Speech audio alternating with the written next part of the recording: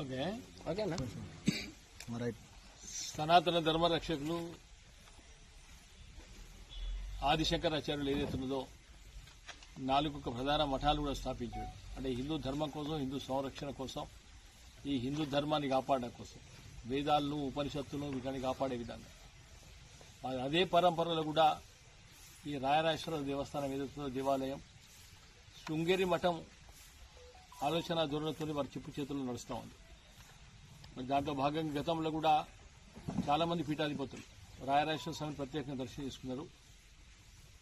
దాంట్లో భాగంగా ఈ విజయయాత్రలో భాగంగా 19 నాడు సాయంత్రం 5 గంటలకు వారు ఇక్కడికి వస్తూ ఉన్నారు.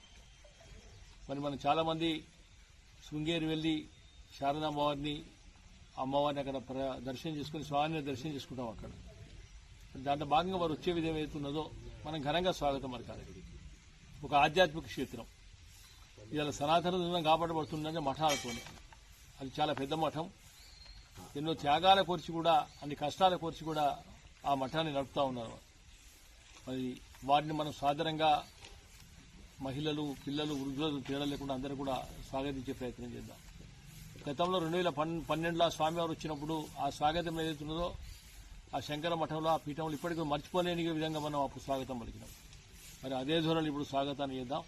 సనాతన ధర్మం కోసం మనం ప్రతిరోజు చేసే భగవంతుని ఆరాధన ఏదైతున్నదో ధర్మమే మూలం, ఉపనిషత్తులు మూలం, వేదాలు మూలం. వాటి మూలంగానే ఈ దేవాలయాలు కూడా నడుస్తూ ఉన్నాయి. మరి మనందరం కూడా వారికి పెద్ద ఎత్తున స్వాగతం పలికే విధంగా కూడా అందరూ కూడా తరలి రావాలని కోరుతా ఉన్నాం. ఓ రకంగా మనం ఈ వేములవాడ ఇక్కడ ఈ ప్రాంతంలో పుట్టడమే ఒక అదృష్టంగా భావిస్తూ ఉన్నాం. మరి రాజన్న కోసం వేలాది మంది, ఇంతకు గతంలో అనేక మంది పుష్పగిరి కానీ, కంచి కానీ, శృంగేరి మఠం కానీ అనేక మఠాధిపతులు కూడా రాయన దర్శనం చేసుకుంటా ఉన్నారు.